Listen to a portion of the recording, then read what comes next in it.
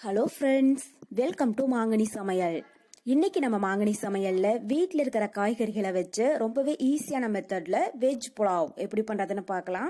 இந்த வெஜ் புலாவ் பண்றது ரொம்ப ரொம்ப ஈஸி தாங்க. நம்ம வீட்டில் எந்த காய்கறி வச்சிருக்கிறோமோ அதை வச்சு செஞ்சு முடிச்சிடலாம். மசாலா பொருளும் அதிகமாக தேவைப்படாது, குறைவாக தான் தேவைப்படும். சரி வாங்க, இப்போ ரொம்பவே ஈஸியாக செய்யக்கூடிய வெஜ் புலாவ் எப்படி பண்றதுன்னு பார்க்கலாம். வெஜ் புலாவ் பண்ணுறதுக்கு ஃபஸ்ட்டு ஒரு குக்கரில் 2 டேபிள் ஸ்பூன் அளவுக்கு எண்ணெய் சேர்த்துக்கோங்க. கூடவே 1 டேபிள் ஸ்பூன் நெய் சேர்த்துடலாம். எண்ணெயும் நெய்யும் சூடானதும் இது கூட ஒரு பிரியாணி இலை, கூடவே 1/4 டீஸ்பூன் சோம்பு, ஒரு சின்ன துண்டு பட்டை, 4 லவங்கம், 2 ஏலக்காய், ஒரு அனாசி பூ சேர்த்துடலாம். இது லைட்டாக கலர் மாறினதும் இது கூட 5-6 முந்திரி பருப்பு சேர்த்துட்டு இது லைட்டாக கோல்டன் ப்ரௌன் ஆகிற அளவுக்கு வறுத்துடுங்க. முந்திரி பருப்பு வந்து ஆப்ஷனல் தாங்க, நீங்கள் விருப்பப்பட்டா சேர்த்துக்கோங்க, இல்லைன்னா தேவையில்லை. இது லைட்டாக கலர் மாறினதும் இது கூட ஒரு பெரிய வெங்காயம் நல்லா மெலிசா நீளமாக கட் பண்ணி எடுத்து வச்சிருக்கேன். அதை உள்ள சேர்த்துட்டு ஒரு 2 நிமிஷம் மட்டும் லைட்டாக வறுத்துடுங்க. லைட்டாக வதங்கிடுச்சு. இது கூட 1 டீஸ்பூன் இஞ்சி பூண்டு விழுது சேர்த்துட்டு அதனுடைய பச்சை ஸ்மெல் போகிற அளவுக்கு லைட்டாக வதக்கிடுங்க. புலாவுக்கு வந்து வெங்காயம் ரொம்பவே வதங்கக்கூடாதுங்க, லைட்டாக வதங்குச்சுன்னா தான் நமக்கு புலாவ் வந்து நல்லா டேஸ்ட் கொடுக்கும், கலரும் நல்லா ஒயிட் கலரில் இருக்கும். இப்போ இஞ்சி பூண்டுடைய பச்சை ஸ்மெல் போயிடுச்சு. இது கூட பொடி பொடியாக கட் பண்ண கொஞ்சம் மல்லி இலை, இது இல்லைன்னா புதினா இலை கூட சேர்த்துக்கலாம், 2லையும் எது வேணாலும் சேர்த்துக்கோங்க. சேர்த்துட்டு இதை லைட்டாக ஒரு டைம் கலந்து விட்டுறலாம். இப்போ வெங்காயம், மல்லி, இஞ்சி பூண்டெல்லாம் லைட்டாக வதங்கிடுச்சு. இது கூட நம்ம காய்கறிகள் சேர்த்திடலாம். நான் வந்து மீடியம் சைஸில் ஒரு கேரட் கட் பண்ணி எடுத்து வச்சிருக்கேன், அதை உள்ள சேர்த்துடலாம். கூடவே மீடியம் சைஸில் ஒரு உருளைக்கிழங்கு தோலெல்லாம் நீக்கிட்டு கட் பண்ணி சேர்த்துக்கோங்க. இது கூட 7-8 பீன்ஸ், நான் வந்து கேரட், பீன்ஸ், உருளைக்கிழங்கு எடுத்திருக்கேன். உங்களுக்கு வந்து வீட்டில் காலிஃப்ளவர், ரோக்குள், பச்சை பட்டாணி இருந்தாலும் சேர்த்துக்கோங்க, டேஸ்ட்டு ரொம்பவே சூப்பராக இருக்கும். இப்போ காய்கறிகளை லைட்டாக ஒரு டைம் வதக்கிடலாம். பாருங்க, இப்போ காய்கறிகள் லைட்டாக வதங்கிடுச்சு. இது கூட காரத்துக்கு 3 பச்சை மிளகாய் சேர்த்துக்கோங்க. கூடவே சின்னதாக ஒரு அரை எலுமிச்சம்பழத்தோடைய ஜூஸ் சேர்த்துடலாம். லெமன் ஜூஸ் வந்து அதிகமாக சேர்க்க வேண்டாங்க, ஒரு சின்ன எலுமிச்சம்பழத்தோடைய ஜூஸ் சேர்த்துனீங்கன்னா போதும்.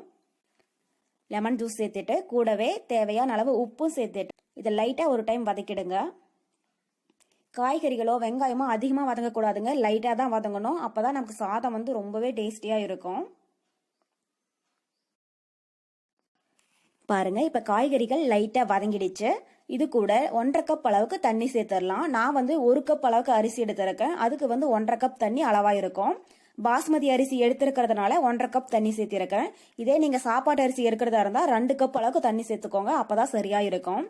தண்ணி சேர்த்துட்டு ஒரு டைம் லைட்டாக கலந்து விட்டுருங்க. இது ஒரு கொதி வந்ததும் நம்ம அரிசி சேர்த்துடலாம். பாருங்க, இப்போ தண்ணி நல்லா கொதிக்க ஆரம்பிச்சிடுச்சு. இது கூட 1 கப் அளவுக்கு பாஸ்மதி அரிசியை அரை மணி நேரம் நல்லா ஊற வச்சுட்டு எடுத்துருக்கேன், அதை உள்ள சேர்த்துடலாம். பாஸ்மதி அரிசி இல்லைன்னா சாப்பாட்டு அரிசி கூட சேர்த்துக்கோங்க, 2லையுமே டேஸ்ட் வந்து ரொம்பவே நல்லா இருக்கும்.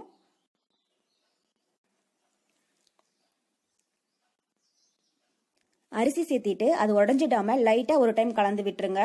உப்பு காரம் பார்த்துட்டு இந்த ஸ்டேஜ்ல பத்தலைன்னா கொஞ்சமா சேர்த்திடுங்க. இப்போ குக்கருடைய மூடி போட்டு மூடி வச்சுட்டு மீடியம் ஹீட்ல 2 விசில் வேக வச்சிடுங்க. 2 விசில் வந்ததுக்கு அப்புறமா ஸ்டவ் ஆஃப் பண்ணிடுங்க. ப்ரெஷர் ஃபுல்லா ரிலீஸ் ஆனதும் ஓபன் பண்ணி பார்க்கலாம். இப்போ 2 விசில் வந்து ப்ரெஷர் ஃபுல்லா ரிலீஸ் ஆயிடுச்சு. மூடி ஓபன் பண்ணி பார்க்கலாம். பாருங்க, சாதம் ரொம்பவே சூப்பரா வந்திருக்கு, கொஞ்சம் கூட குலையவே இல்லைங்க, ஒன்னோட ஒட்டாம நல்லா உதிரியா ரொம்பவே நல்லா வந்திருக்கு.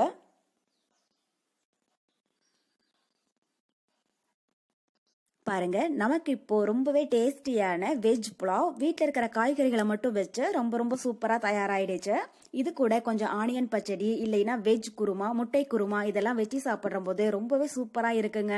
கண்டிப்பாக நீங்களும் இதே மெத்தடில் வீட்டில் செஞ்சு பார்த்துட்டு எப்படி இருக்குன்னு கமெண்ட் பாக்ஸில் சொல்லுங்க. என்னுடைய இந்த ரெசிபி வீடியோ உங்களுக்கு பிடிச்சிருந்தா மறக்காம மாங்கனி சமையலுக்கு சப்ஸ்கிரைப் பண்ணுங்க. நன்றி.